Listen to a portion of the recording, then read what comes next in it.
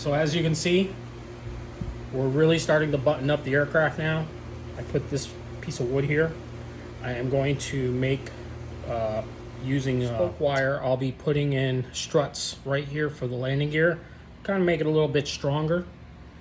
This is being put here for strength. I've already strengthened up the main landing gear itself. This piece of wood was actually put here because I'll be putting a little screw with a dowel piece of wood here to be able to hold the latch that will actually cover up this battery, so I'm able to put the battery in, the battery tray. Everything is going together really well. So far, so good. I've sanded this down a little bit. I'm going to sand it down even more. There was some dust here. I actually used the dust as a filler with some super glue. Once this is sanded down, like so,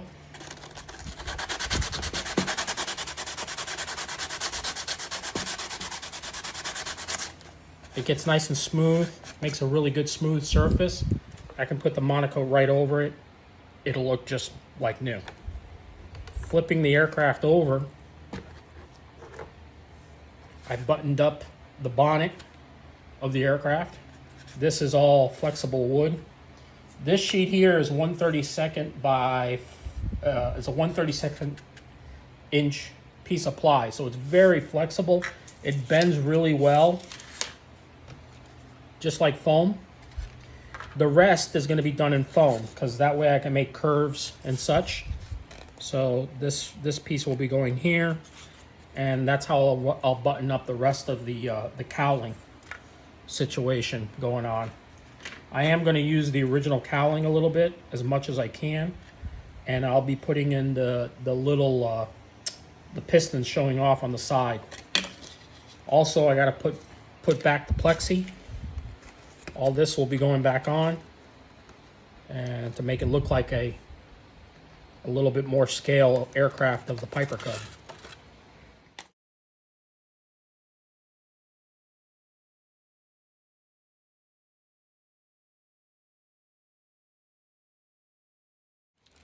This is a great kit. If you want to get one, I'll put the link for it down below. You can buy the kit. It's pretty relatively straightforward on how to put together. My suggestion to you is to make your own adjustments to the aircraft as you're building it. Certain areas that need to be strengthened would be the tail.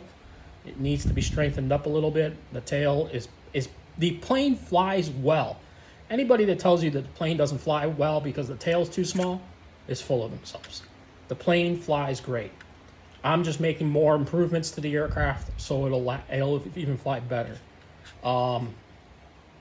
I will show you how I did the ailerons in another video that I'll put out. I'll actually build, when I put together, I'm thinking of building another one of these, but I'll build it from scratch. I'll show you how I do the ailerons myself. But getting back to this plane, it's a really good plane. I painted this black. This is how the interior looks in some Piper Cubs.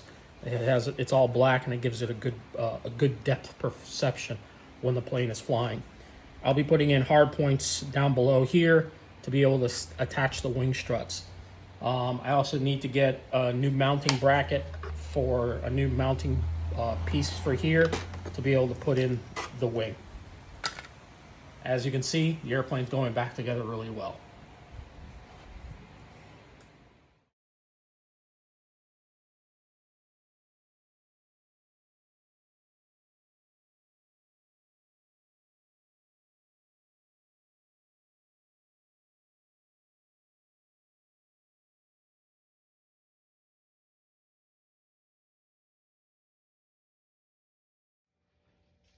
So as you can see, I was able to button up the engine cowling on the Piper Cub.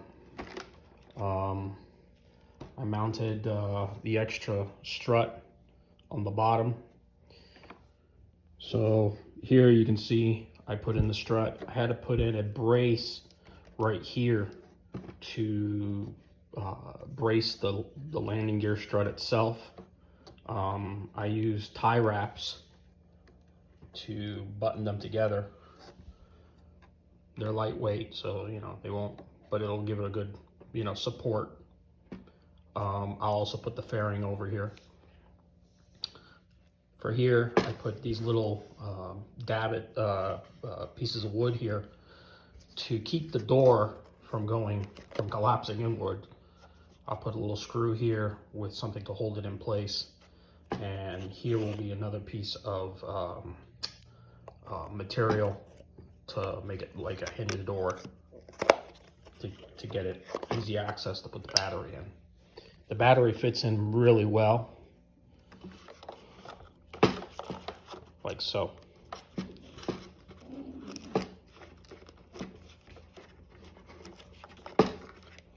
Just taking it out is a pain in the butt. So, flipping the aircraft around, you can see that rebuilding the nose, I was not able to use the original plastic cowling.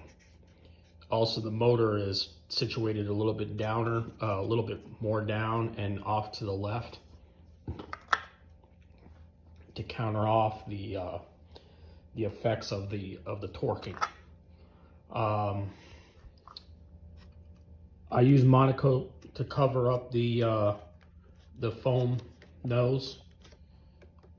The poster board foam came out good. I think it looks as good as it can be.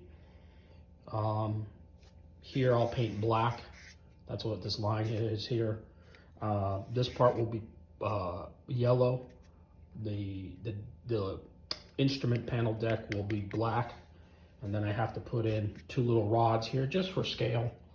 Just for, they won't have any structural rigidity or anything like that. I just want them to look a little bit more to scale for that purpose.